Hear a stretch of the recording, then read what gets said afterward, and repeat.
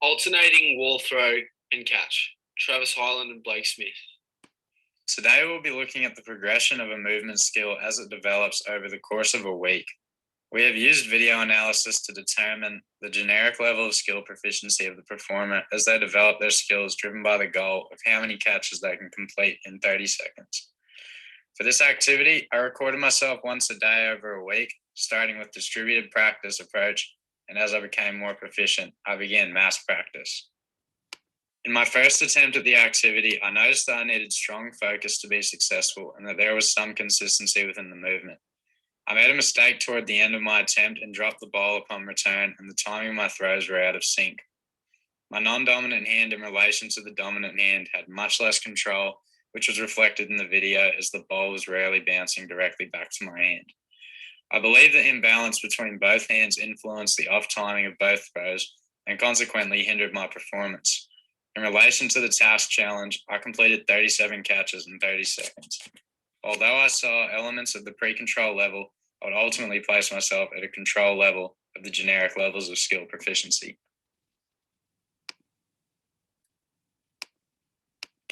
In the second attempt, we used differentiated practice given the level of the learner was at and did multiple attempts over 2 hours. We believe this helped somewhat with the goal of improving performance as Travis was more automatic while using strong focus to complete his attempt.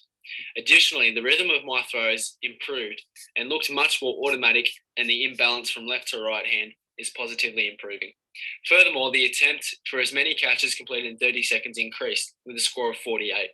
The performance is still exhibiting qualities of pre-control level. However, considering the other elements, I would place Travis at a utilization level.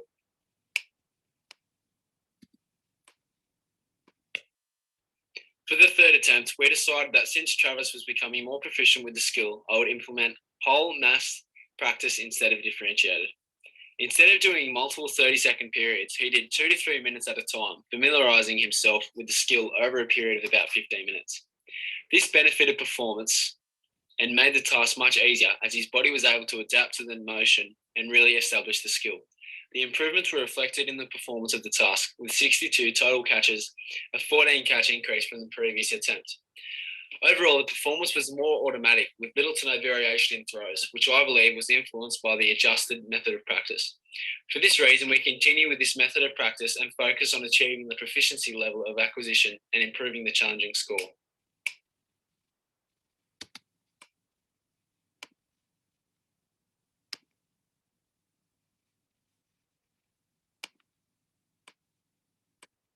In my fourth attempt, I continued with masked hold practice as my method and followed the same pattern as my third attempt. By this stage, the skill is becoming more natural and is visibly more steady in the video clip. For the most part, my throws and catches were consistently placed with slight variation on some throws. The skill is becoming more natural, which is why I'm at the fixation level of skill acquisition where I concentrate on refining the movement. Although there was improvement in the overall form of the skill, I was surprised to find that I scored slightly lower in the challenge, the result of 60.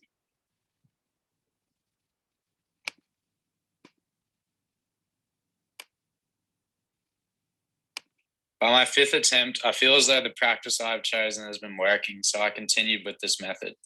I have really cemented this manipulative skill and have a solid understanding of the relationship between the balls, my hands, and the wall.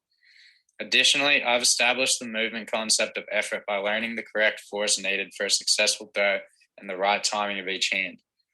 After analyzing the video, I noticed few changes from the last attempt, but they were mostly the same level of utilization. In my fifth attempt at the challenge, I scored 64, a 4-point increase from the previous video. I don't believe I'm at the point of diminishing returns in my practice as my result has increased and I'm not yet proficient. However, there may be an element of overlearning at play.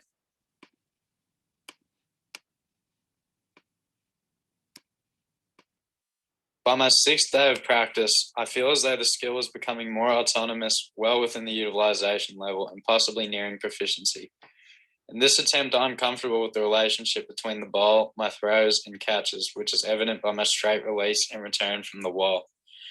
My stance is adjusted as I'm moving closer to the wall so I can increase the number of catches completed in 30 seconds. As my skill proficiency develops in this activity, the goal of the task is in turn positively influenced and reflected with my new score of 66.